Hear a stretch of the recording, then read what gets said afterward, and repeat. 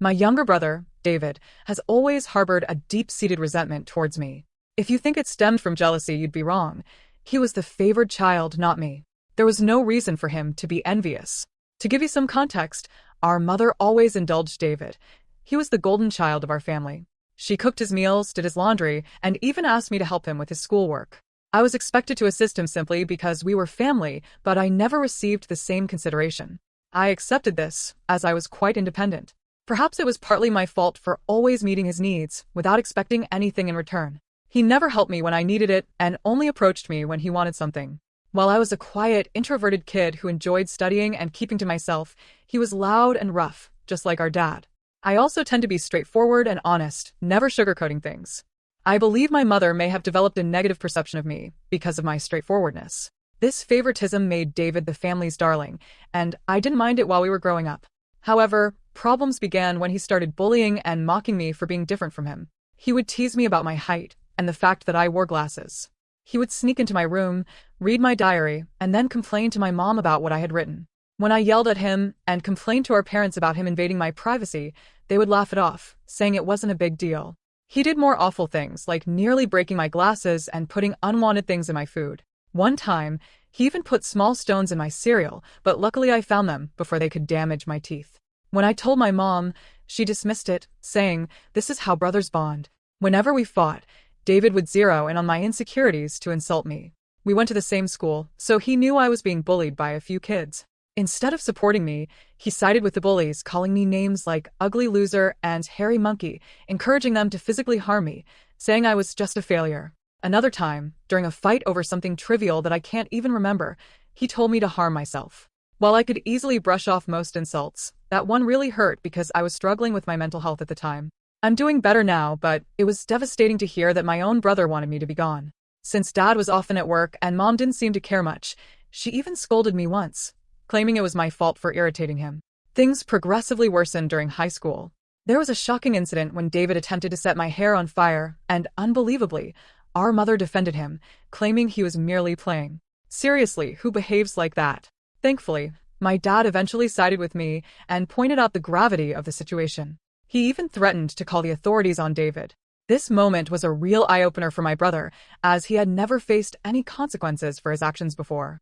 He was genuinely stunned, and my dad made it clear that enough was enough, and that David needed to start respecting his older brother. Later, dad came into my room to talk. I never expected his support because he always told David how similar they were, which was true. Dad admitted that he had waited for years, hoping David would mature, but he was slowly realizing that David was becoming a bully. Hearing this from my dad was incredibly validating, and I almost broke down in tears.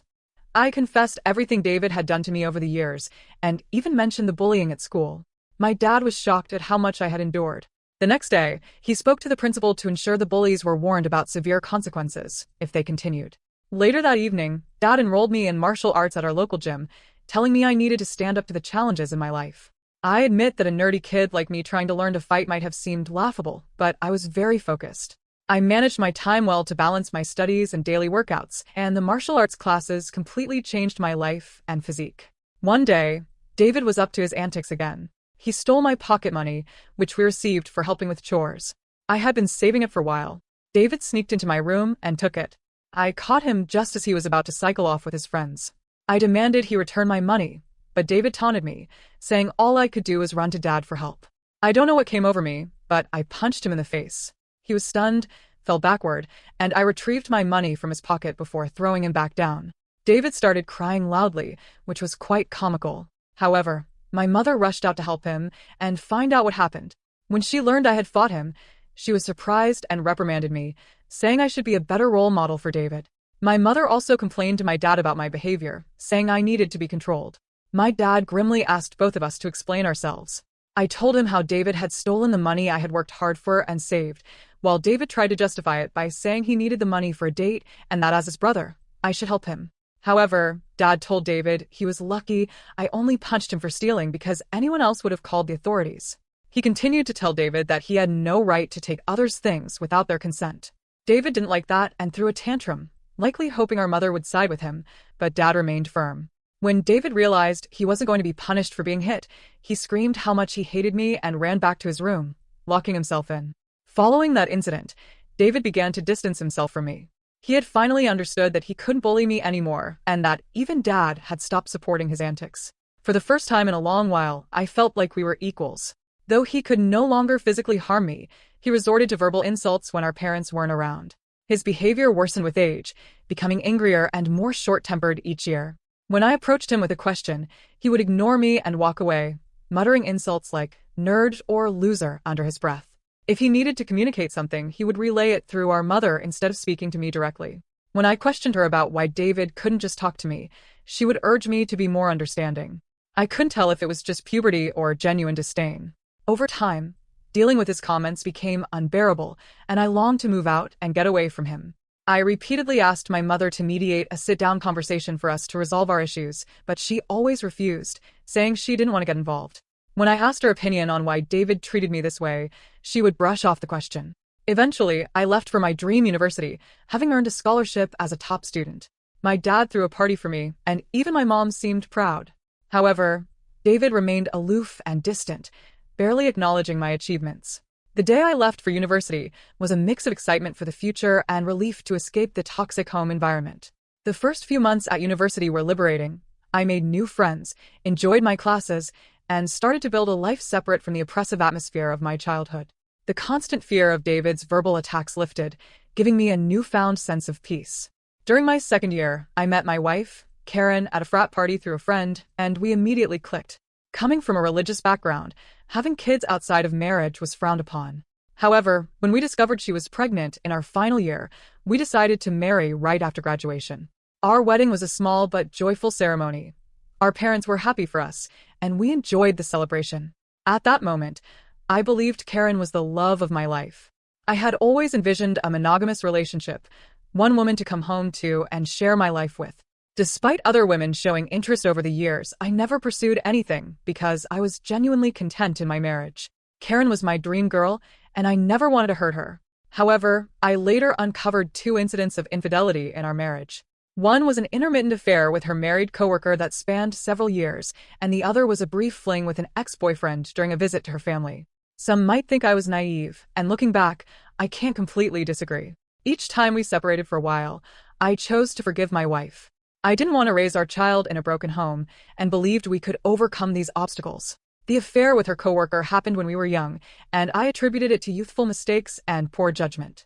For a period, things seemed to get better, although I could never fully trust her again. I did my best to set aside my doubts, knowing that if I chose to forgive, I had to genuinely work toward a fresh start. It's been 4 years since her second betrayal, and I felt confident in my decision to give her another chance. Karen seemed to have changed, and we were genuinely happy planning our family's future. However, 3 months ago, my world was shattered once more when she revealed that she'd been having a long-term affair and suggested that our son might not be mine. Her words struck me like a ton of bricks. A mix of shock, betrayal, and disbelief overwhelmed me. I struggled to comprehend the enormity of her confession. In a daze, I managed to ask why she had kept such a significant secret and how she could have done something so devastating. Her reaction was cold and indifferent, as if she were detached from the pain she caused. Her vague responses left me with more questions than answers. It was a surreal and painful moment, confronting the shattered trust and uncertainty about my own family. I continued to press Karen for the truth, because I felt I deserved to know the father of the child I had been raising since birth. Ultimately, she admitted it was David.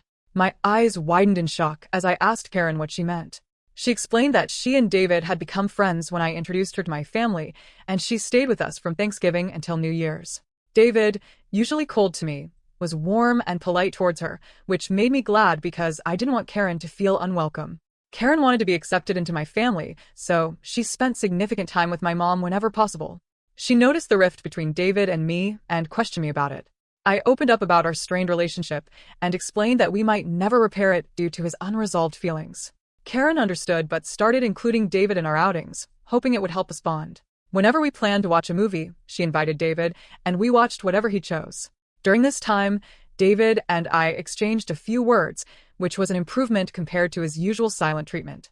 I remember Karen and David hanging out and playing video games together, but I never thought much of it. Karen told me that one day, David opened up to her about his struggles in a recent breakup.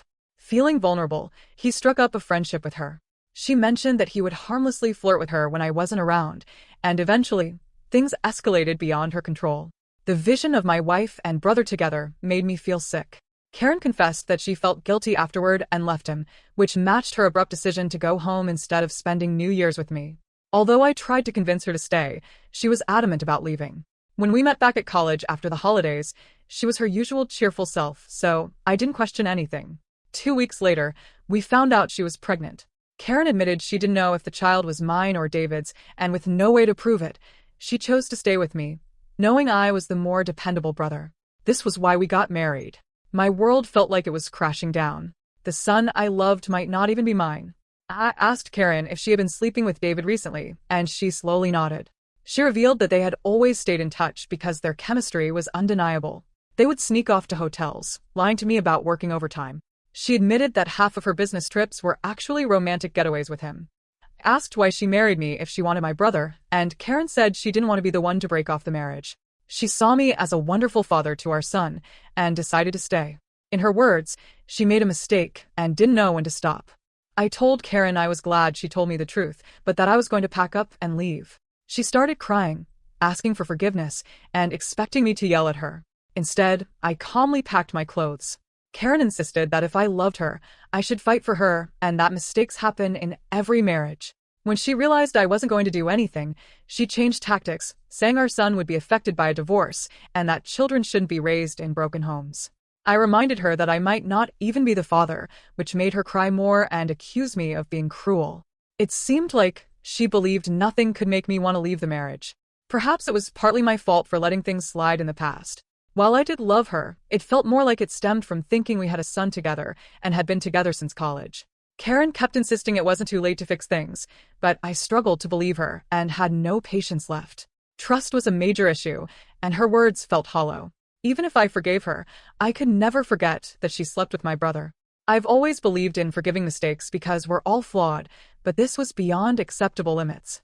I left her crying on the doorstep and checked into a hotel. The next day, I went straight to my parents and revealed everything about my wife's affair with David, explaining how they had been secretly sleeping together for years. The shock on their faces was undeniable. True to her nature, my mother initially tried to defend David, insisting that her boy could never do such a thing to his own brother. Determined to expose the truth, I asked my parents to remain silent and let me call David in front of them. I instructed them to stay quiet so I could catch David off guard, making him believe it was a private conversation. When David answered the phone, I confronted him about the affair. At first, he vehemently denied it, refusing to accept any responsibility. However, when I told him that Karen had admitted to everything, he started blaming her, calling her characterless. He claimed it wasn't his fault if women were attracted to him and that he was the better-looking brother. I told him firmly that I would expose him to everyone. When David mocked me, saying no one would believe me because he was the golden child, I scoffed at his arrogance and thanked him for confirming the truth. Knowing our parents had heard everything, David went quiet and then sputtered, trying to explain himself and salvage his image. My mother, still in shock, demanded an explanation from David. He stuttered through a feeble attempt to justify his actions, blaming everyone else but himself and desperately trying to shift the blame onto Karen. I could see my mother, who had once been protective of her favored son, now felt a mix of disappointment and anger. In that charged moment, I felt a strange sense of vindication. For years, I had endured David's torment. Now the truth was out, and the roles were reversed. It was David who stood exposed, his actions laid bare for everyone to see. As David's words faltered, my father, usually reserved in his expressions, couldn't contain his disappointment. He asked me to pass him the phone and began to speak to David. David, my father began, his voice laden with disappointment, what you've done isn't just a betrayal of your brother, but a betrayal of this family. You slept with your brother's wife and continued the affair even after they were married. Your actions have severe consequences and have irreversibly shattered the trust we had in you. I raised both of you to value family, loyalty, and decency. What you've shown today defies everything I've tried to teach you. He paused, letting the weight of his words sink into David's conscience. Your disregard for your brother's feelings and your lack of respect for his marriage are unacceptable. You've not only hurt him but also torn apart the bonds that hold our family together. Your mother and I are partly to blame for what you've become, but we will no longer tolerate this behavior. From today, you're cut off from the college funds I set up for you. You'll have to figure out how to pay your university fees on your own. I will also stop funding your lifestyle. Do you think it makes you more of a man to sleep with married women? Let's see how you manage without my money. Throughout this, I maintained a composed demeanor. Although I initially wanted to scream at David, watching my dad punish him was the ultimate vindication. I had exposed his true nature, and it was clear he had underestimated the consequences. My mother, despite David's persistent protests, continued to justify him, but my father swiftly ended the call, shutting down David's attempts to explain away his actions. Afterward, my mom approached me and hugged me. It had been a long time since we shared such a moment, but in that embrace, there was an unspoken understanding and support amid the family turmoil. She apologized for not believing me all this time. My 14-year-old self could never have imagined this moment, being vindicated and embraced by my mother. Following this, my dad helped me find a good lawyer to divorce Karen. She and her lawyer tried to fight dirty, asking for alimony since I earned more than her, but her affair played heavily in my favor. We also conducted a paternity test, and it was confirmed that David was indeed the father of the child. The news was incredibly painful, even worse than discovering Karen's infidelity. I was furious that the son I had loved and raised wasn't mine. However, I decided to stay strong. Karen begged me to continue visiting my son, arguing he shouldn't be punished for the situation, but I couldn't bear to see him. He reminded me too much of David, and I hated it. After my divorce was finalized, I felt a sense of freedom wash over me as I moved into my own bachelor pad. It felt surreal to live alone since I had married so young and never really had the chance to experience independence. However, my naturally independent nature allowed me to quickly adapt to my new lifestyle, and I thoroughly enjoyed it. 2 weeks ago, my dad called to tell me he was considering changing his will because he didn't want to leave anything to David. My dad is incredibly stubborn, and once he decided to cut David out of his life, he stuck to it. David tried reaching out to our parents and even showed up at their doorstep begging for forgiveness, but they refused to let him in.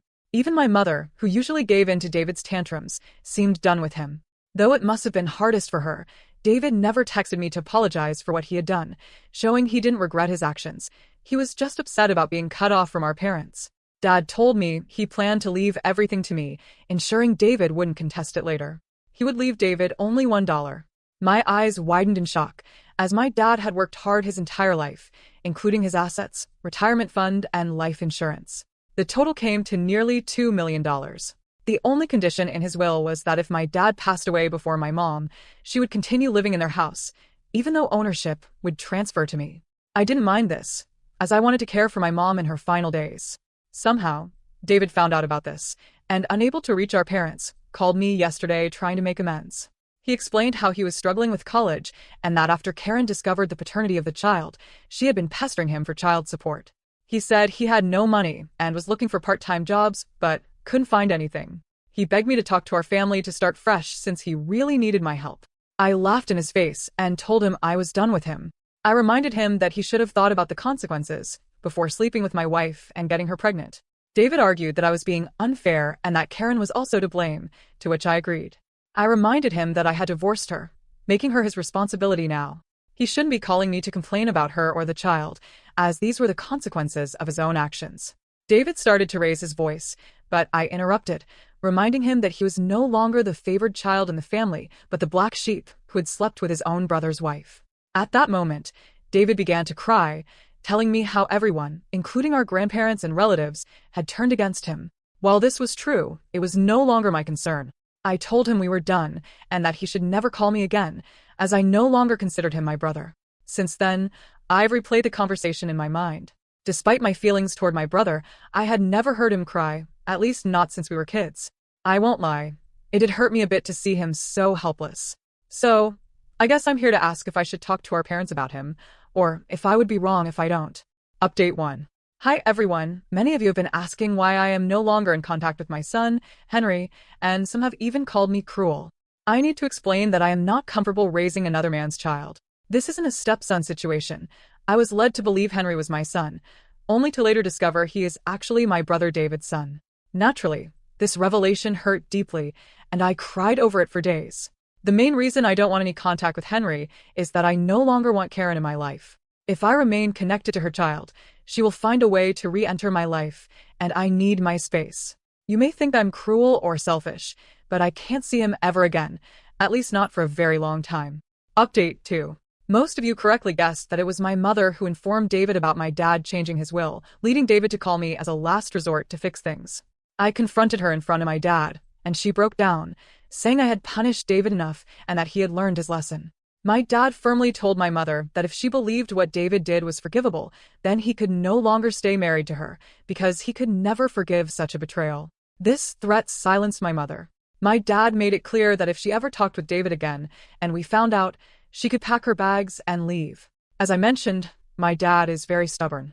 Hopefully, my mother will learn from her mistakes. Update 3. It's been 5 months since my last update.